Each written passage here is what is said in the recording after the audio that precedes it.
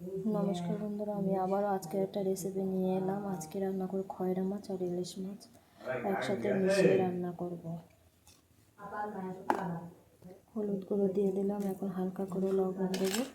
এখন মাছটাকে আমি মাখিয়ে নেব। কড়াইয়ে তেল দেওয়া হয়ে গেছে, তেলটাও গরম হয়ে গেছে, এখন হালকা করে মাছটা ভেজে নেব।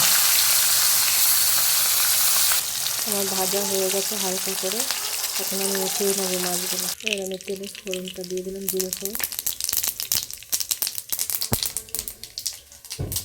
এবার জিরে সরষে লঙ্কা বাটাটা দিয়ে দিলাম।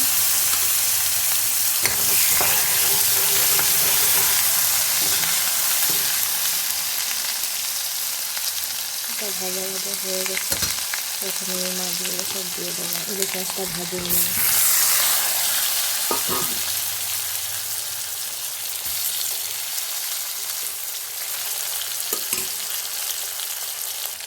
এখন আমি জল দিয়ে দিলাম স্বাদ মতন।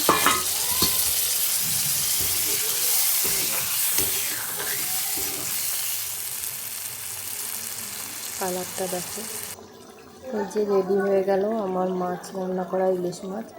দেখো তোমরা, এখন আমি উঠিয়ে নেবো মাছটা। এই দেখো বন্ধুরা, আমার ইলিশ মাছ রান্না হয়ে গেল। কেমন হলো একটুখানি কমেন্ট করে জানিও। যদি ভালো লাগে থাকে অবশ্যই লাইক কমেন্ট শেয়ার করে দিও। টাটা বন্ধুরা, আবার পরের দিন রেসিপি নিয়ে আমি চলে আসবো। ভালো থেকো, সুস্থ থেকো সবাই।